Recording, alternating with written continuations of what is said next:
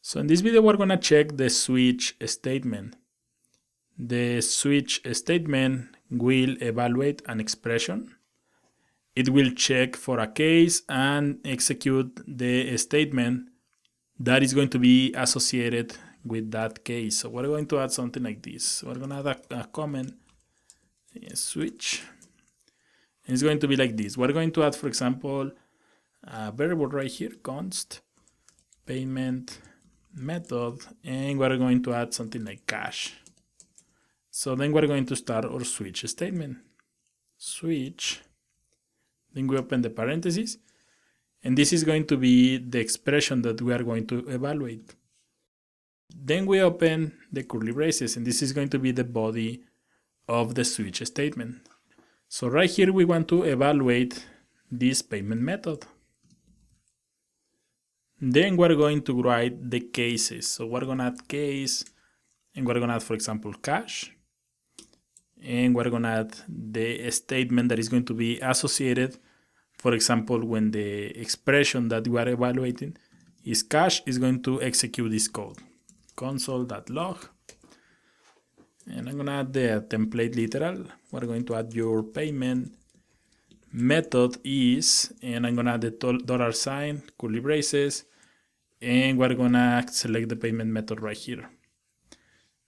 The switch statement also requires a break. So we're going to create another cases right here. We're going to add another one. Let's add another one. So for example, the second one is going to be a check. So check. We're going to add your payment method is, and right after this, I'm going to add, we will verify the funds, something like that. Then we're going to add the card is going to be another case that we want to evaluate. So it's going to be your payment method is, and we're going to add right here, processing, something like that. So we're going to save this, and now you can see that we have your payment method is cash. We're going to change this. We're going to add, for example, card. And now you can see we have your payment method is card, and we have processing. And also we have check. So we're going to check right here. So you can see we have your payment method is check, and we will verify the funds. So maybe you add something here, for example, nothing. And you can see that we are not printing anything. So in the switch statement, you will have something called the default. We're going to add default, and we're going to send this value to the console. Please select a valid payment method.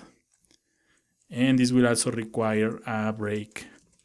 So break like this, and now you can see we have please select a valid payment method. So you can see that this looks more cleaner than the if statement, but switches are not really common in JavaScript. Actually, not really common in any programming language. But I think I like the syntax of the switch. For me, they look more cleaner than if statements. But obviously, the if statements are more common. So this is the switch statement. We're going to remove everything from here. We're going to create another example. Here we're going to assign a variable from the switch case. So we're going to add something like this, and we're going to add a cons is going to be equals to cars. The same array with cars that we have added before. Camaro, Mustang, and Challenger. We're going to add something like this. Then we're going to add, for example, let car, and we're going to print the card based on the selection of the switch statement or the value. So we're going to create a new variable called, for example, const select. It's going to be equals to 2 at the moment. We have an array, so this one is going to be 0. This one is going to be 1, and this one is going to be number 2.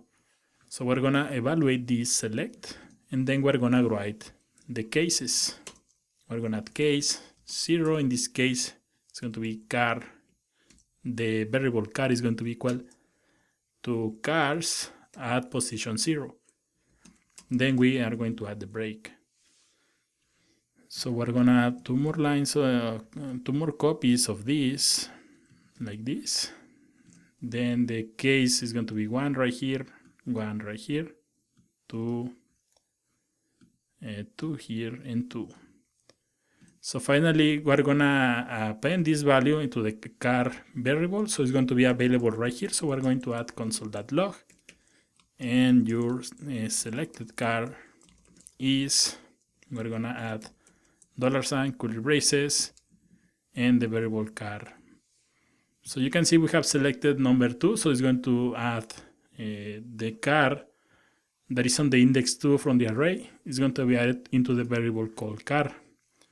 So save this, and now you can see we have your selected car is a Challenger. So let's say that we added number 0 is going to be the Camaro, and finally the number 1 is going to be the Mustang.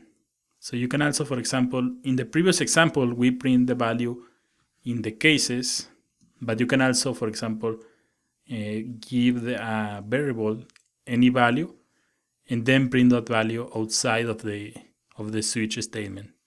Those are the most common scenarios that you will face when you are working with switch statements. So in the next video, let's continue working. We're gonna take a look at for loops.